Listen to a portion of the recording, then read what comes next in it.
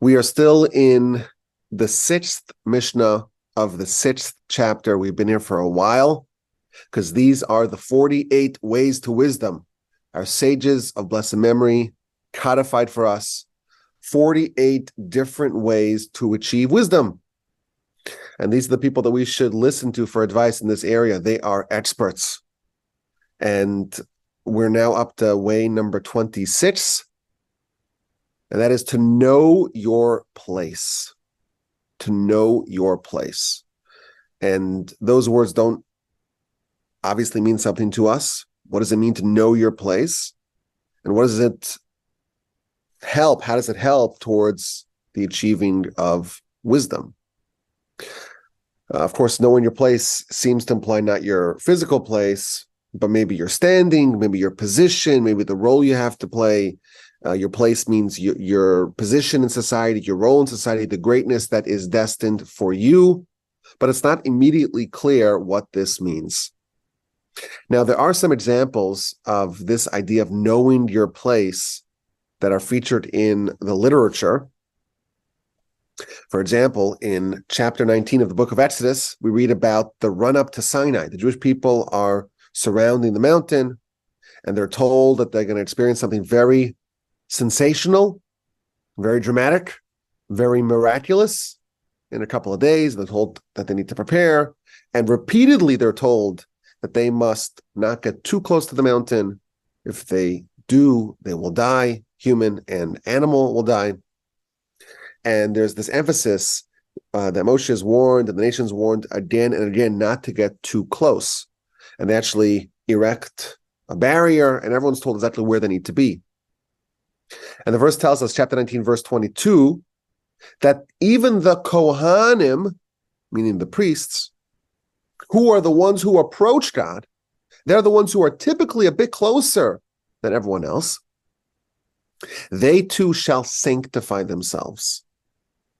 So it's not clear what this means, and Rashi tells us that in the context of distancing oneself from the place where they cannot go, even the Kohanim, who typically do go a lot closer, these are the ones who, go into the tabernacle, they go into the temple, and they bring sacrifices. Of course, the high priest goes into the Holy of Holies, and they may think that at Sinai, at this revelation, maybe they too can approach closer than everyone else. And they must be sanctified, and they have to stand where they're supposed to stand on their post and not too close. So this is the first example that we see in scripture about this idea of knowing your place. The Kohanim and the elders and the sons of Aaron and the prophets and Moshe and the rest of the nation, everyone was given a certain place, a designated location where they are supposed to be. And you may want more. You may think you deserve more. You may think that it's okay if you come closer. And God says, no, even the priests, who typically go closer than most, they should sanctify themselves. They should embrace the holiness that comes with knowing your place, standing on your post, and not getting too close. So this is the first example that we see in the literature about this idea of knowing your place. Everyone has a place. Everyone has a designated location.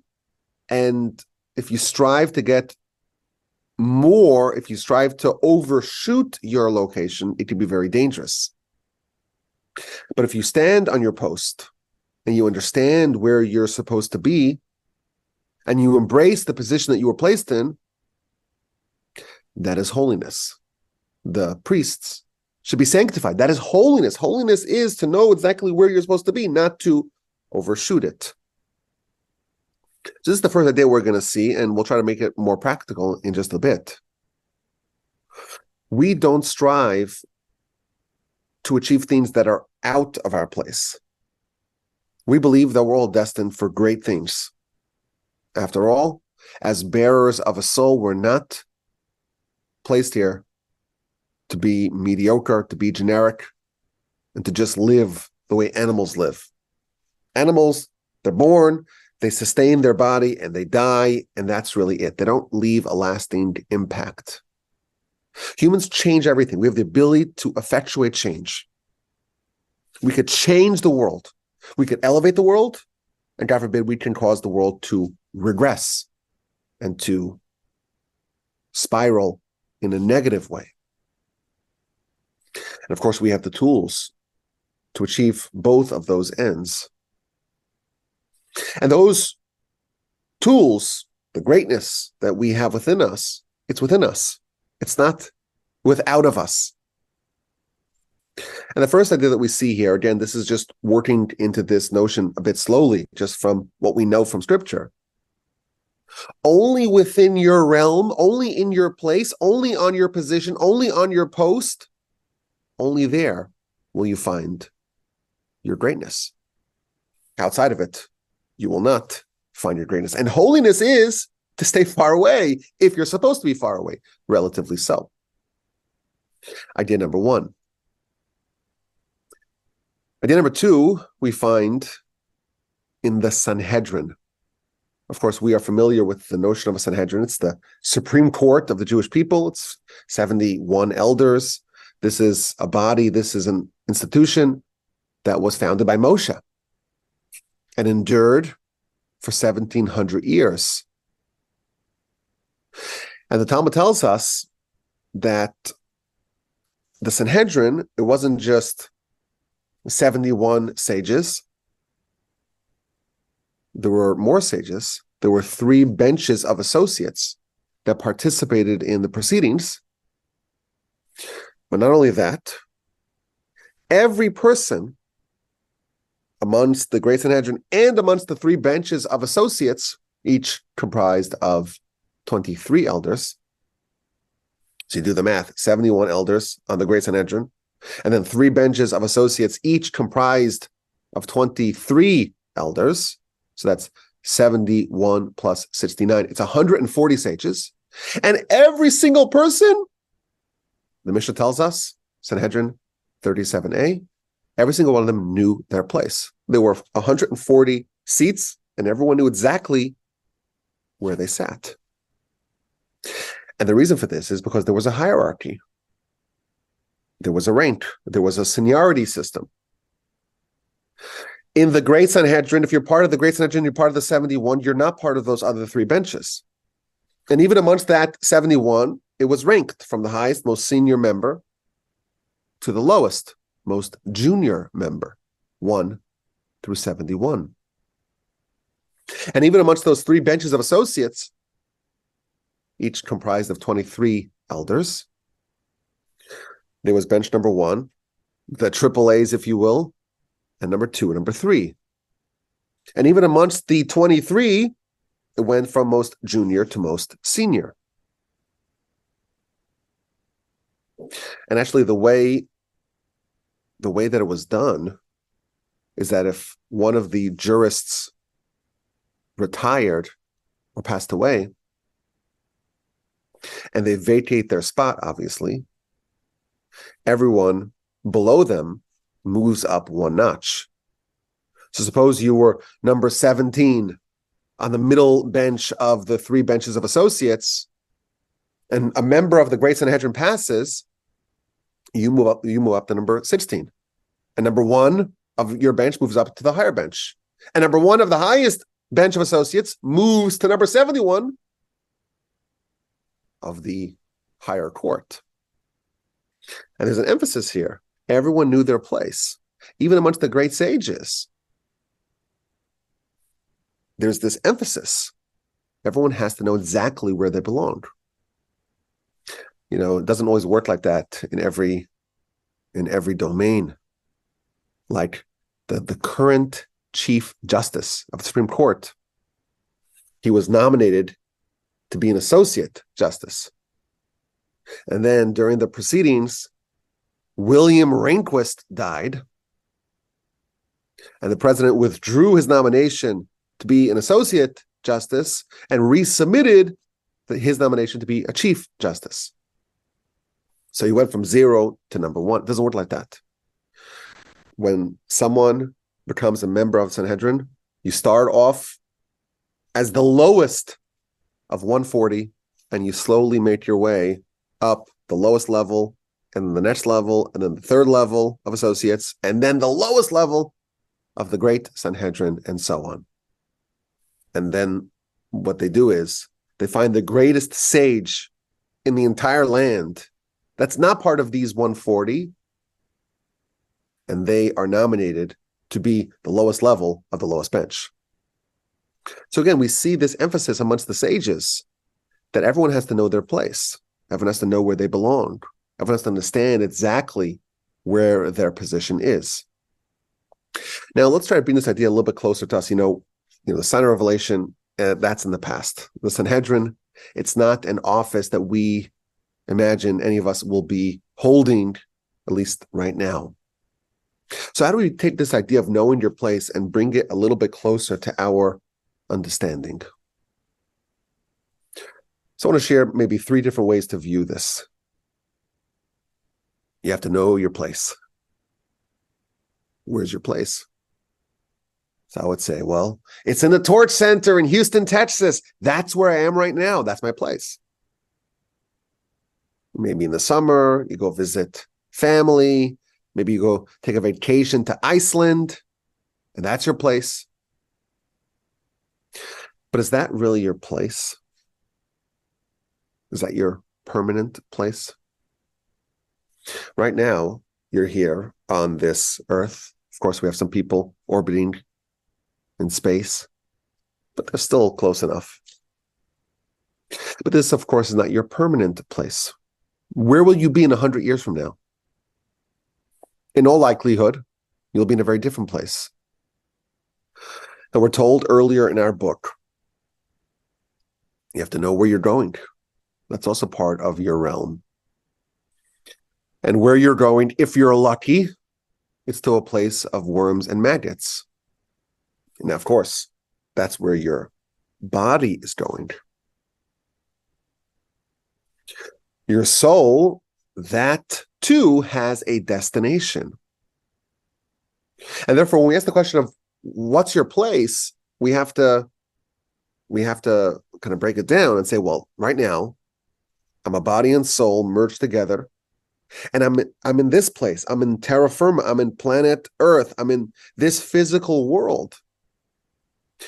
But in the future, I'll be in a different place. The body and soul will separate. The body will go to its place, and the soul will go to its place.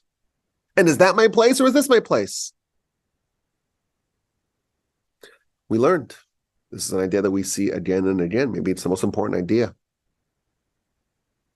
That our objective in this place is to prepare for the next place. And which place is really our place? Our real place is not here, it's there. This world is compared to a corridor. You're walking towards a ballroom. This world is a preparation. It's a time to get ready, but it's not the final place. So if you have to know your place, no one thinks that their place is the journey. It's the destination.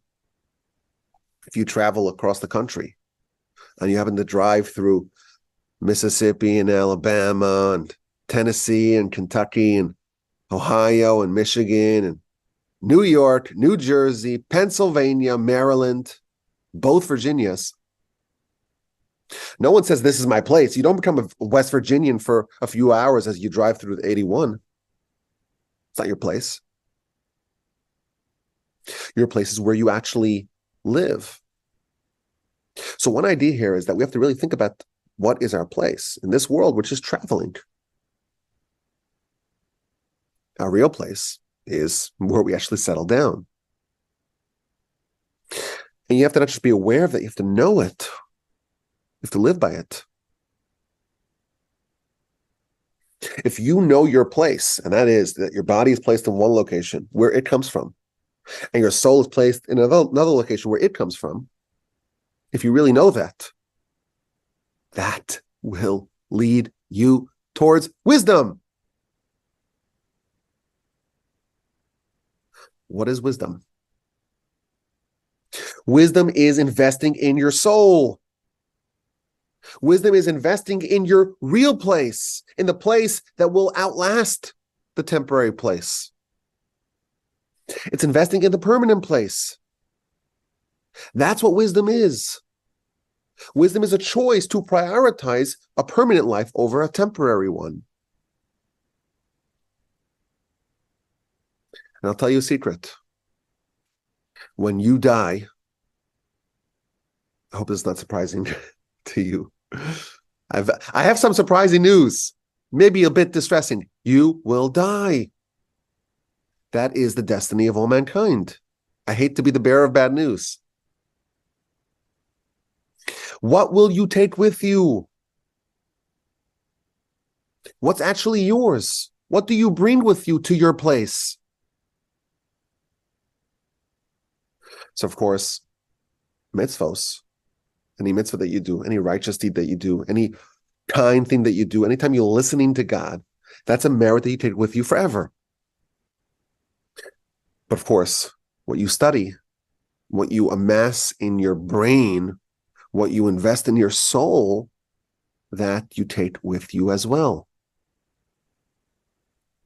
The Talmud tells us that the first question someone is asked before the heavenly tribunal is about Torah study.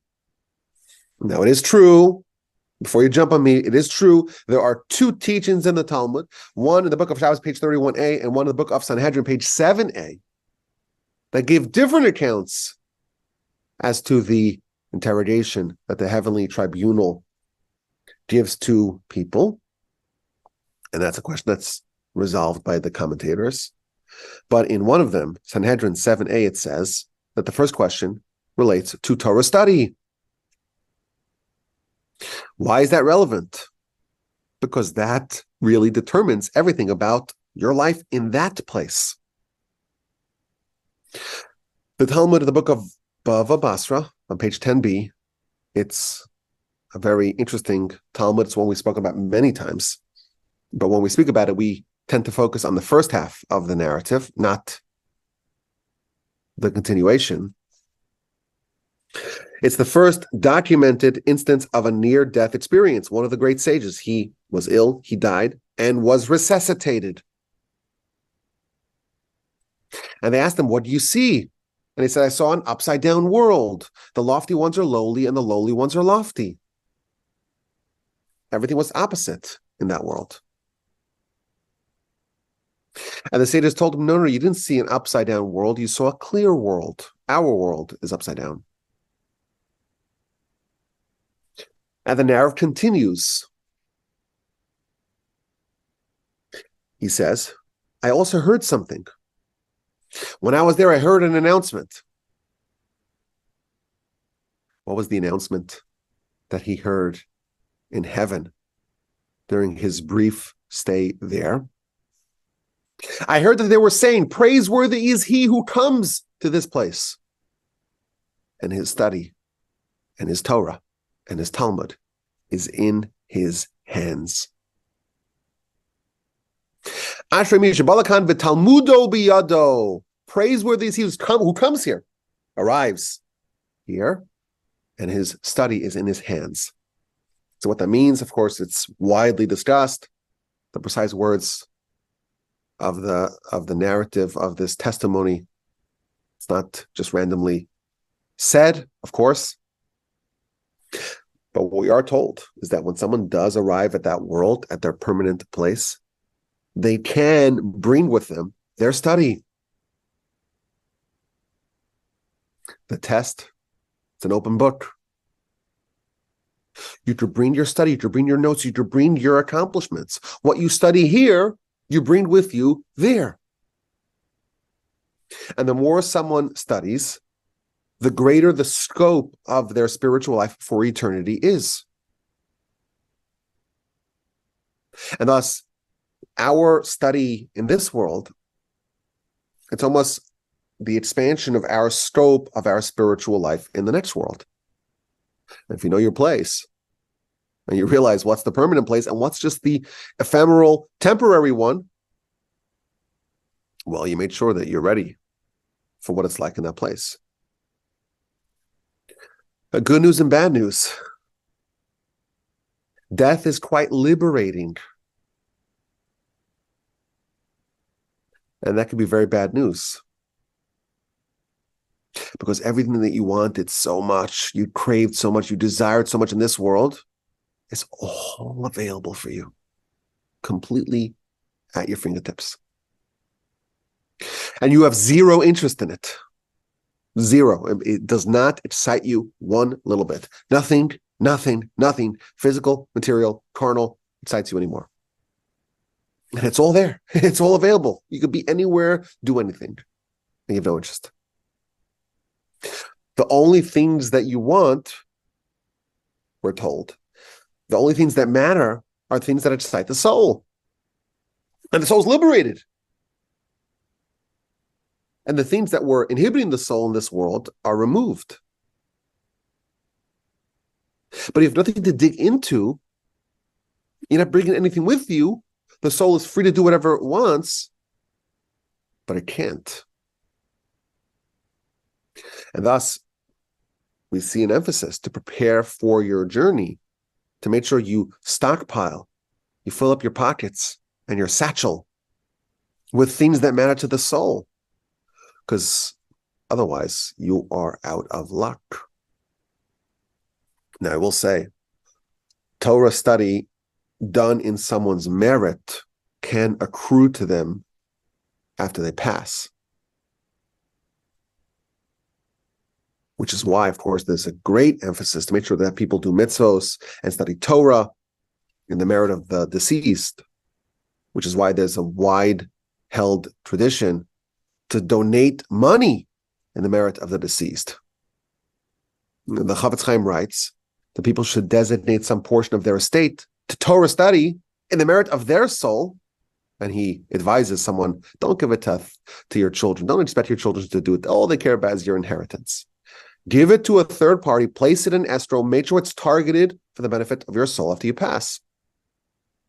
So there is a little bit of a way to help the soul after it's left this temporary place.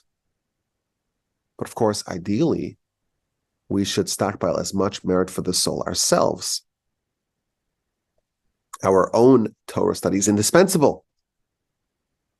And you have to know your place. And if you do know your place, and you realize where you will be relatively soon, that will reinforce the imperative to study and to boost the viability of your soul in the world of souls.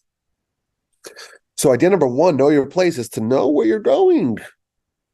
Know that you're here temporary and your real place is permanent. And what's that like? And that knowledge should inspire you to make a great effort, to make a great emphasis, to make a priority to study and to invest in the soul. So that's idea number one of knowing your place. Idea number two is the notion of self-awareness. You got to know yourself. You got to know your qualities. You have to know your flaws. You have to have an accurate assessment of who you are. A great many people are delusional. Some think they are much greater than they actually are. I will say I have spoken to people who are fairly convinced that they're Messiah. There's definitely a class of people who think that they are much better than they actually are. They're more refined, they're more developed, they're more accomplished, they're more intelligent. Of course, they're more handsome than they actually are. That's one form of delusion. They don't know their place. They think they're Moshe, who can ascend the mountain when they're not. But of course, the delusion goes the other way around as well. There are people who chronically undervalue themselves, undervalue their accomplishments, undervalue their successes, view themselves as being less than they actually are. And they have low self-esteem, and they don't think that they're capable, and they feel inept, They feel inadequate. And who knows where it comes from? Maybe someone said to them something as a youth. Maybe they had some early struggles in academic success. They're bad at taking tests. They had some failure, and we all know that the sting of failure lingers. And these people have the opposite delusion. They feel inadequate, and they're incapable, and they're not so smart, they're not so sharp, they can't really retain so much, they're not so intelligent. Some people think that they're just truly inept, and there's nothing they can do about that. And this is another version of not knowing your place. We see people, I know people, everyone knows people like this, who actually are endowed with great ability. Just they feel like an imposter. They don't realize it. And therefore they're overly diffident, and they're resistant, and they're reluctant to take on any big role. And that's another version of not knowing your place. To know your place means to know your qualities. You have to know your abilities. You have to know what makes you special. Of course, it also means you have to know your flaws. Both of them are important. The great Rabbi Israel Salanter said, without knowledge of your flaws, you don't know what you need to work on. You don't know your enemy. But without knowledge of your strengths, you don't know what you have to work with. You don't know what tools you have. You don't know what ammunition you have. The great Rabbi Yerucham used to say, woe to he who doesn't know his flaws. But double woe to he who does not know his strengths. You have to know your flaws, but you better know your strengths as well. And people may justify their low self-esteem by saying, well, no, it's humility. I'm just humble. I'm like Abraham. I'm like Moshe. I'm like Aaron. I'm like David. They all said, we're nothing. We're like a worm. That's not humility. It's faux humility. It's false humility. It's counterfeit humility. If God gives you a gift and you reject it, you deny it, it's an insult to God. It's not humility to say, I don't have what you actually do have. You have to know your place. And if you realize the qualities that you have and the abilities that you have, you'll also know the great responsibilities that you have. Sometimes people are just scared, and sometimes they just don't want responsibility. Therefore, they deny the abilities that they actually have. There was a great hero of Jewish history who may have had this blunder, may have made this mistake. And that's Saul. And Saul was criticized by Samuel for being overly humble. You think you're small in your eyes, but no, you're the king. You have to embrace that role. You have to know your place. He didn't eradicate Amalek. And he says, oh, the people did it. As if he was helpless to stop them. No, you're not helpless. You're the king. Know your place. Take a stick and start smacking them until they listen to you. That was Saul's flaw, and that's why he lost the monarchy. That's what Scripture tells us. People have a tendency to not believe in themselves, and they have to know. You must believe in yourself. You must know your place. And remember, the Almighty believes in you, as evidenced by the fact that you're here. And if you're listening to this, you know that he believes in you. And if he believes in you, obviously there's something to believe in. And you have to believe in yourself as well. And you have to aspire to great things. And you have to realize that you can do more than you are currently doing. I think I could say with confidence, every single person who is hearing my voice is capable of doing more, of doing greater, of thinking bigger of accomplishing more than they are currently doing. I think I could say that with confidence. And of course, you got to approach this smartly. They say you should aim for one notch higher. So think of what your maximum is. Try to aim for one notch higher. You will be surprised. You will discover some abilities you didn't know you had. If you aim for two notches, maybe you are overstepping. That's not your place. Know your place. Your place is a little bit more than you think you can do. Or maybe start with what I think we have a lot of low-hanging fruit here. Probably start with what you think you can do. Know your place, know your responsibility. And once you are at max capacity, okay, now it's time to rev up the engines one notch more. And once you do that, one notch more. And one notch more, and one notch more, and one notch more. Before you know it, you're a different species than all the people around you. The standard pace, we're told, is for chumps. There's lots and lots and lots of chumps.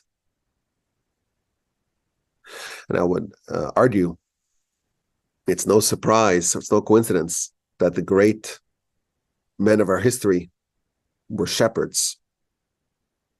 Because one of the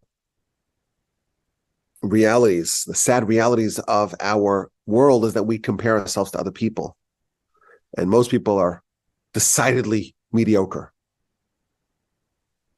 And if we use that as the barometer, well, we could be fairly good. We could be, above the median.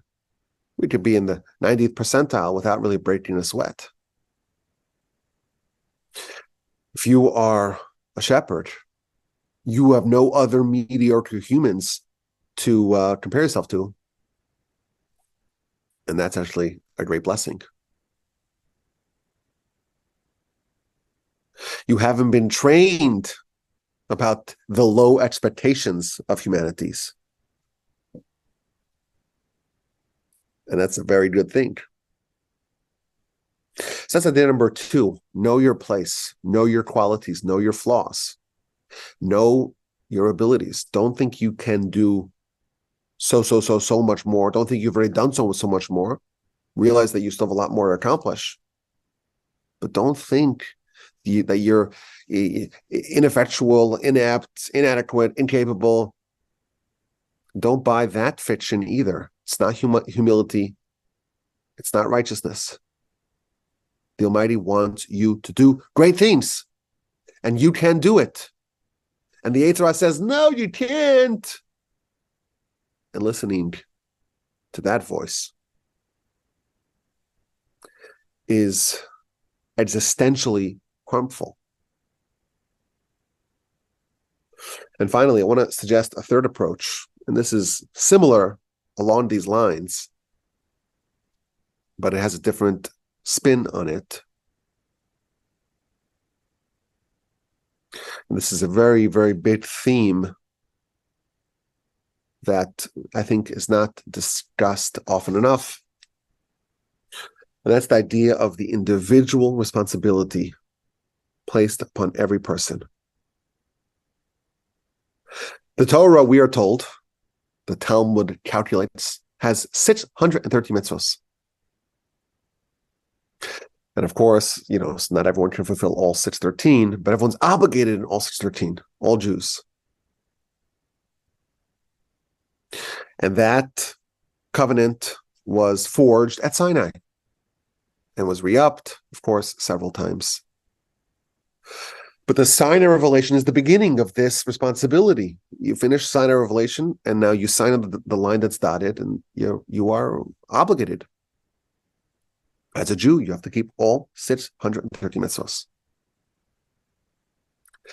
But the sages tell us, and it's also, if you read the verses very, very carefully, you'll notice it in the verses.